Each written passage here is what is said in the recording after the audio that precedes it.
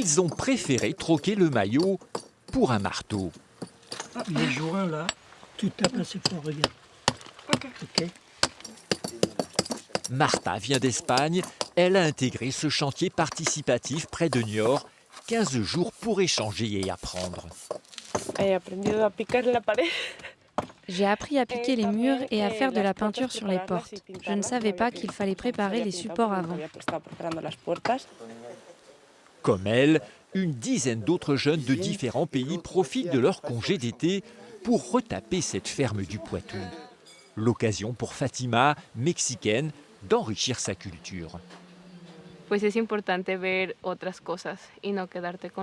est important de voir autre chose que ce que vous connaissez déjà. Cela vous donne un autre point de vue et plus d'opportunités.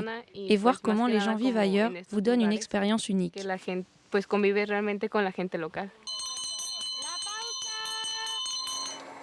En 15 ans, le chantier a reçu presque 200 bénévoles avec une mission, transformer le site pour accueillir des camps d'été.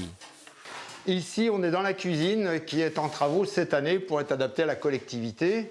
Et là, on va passer dans la pièce qui a fait l'objet de travaux les années précédentes. Les murs ont été refaits.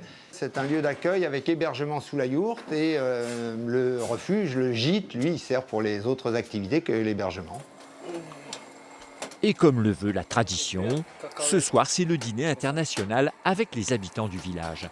Alors chacun prépare sa spécialité. C'est un plat traditionnel de mon pays qu'on appelle les mafé. Il y a gombo et la viande, c'est du poulet. C'est l'occasion de montrer aux gens ton plat que tu fais en Afrique. La fin du chantier de Rochard n'est pas programmée.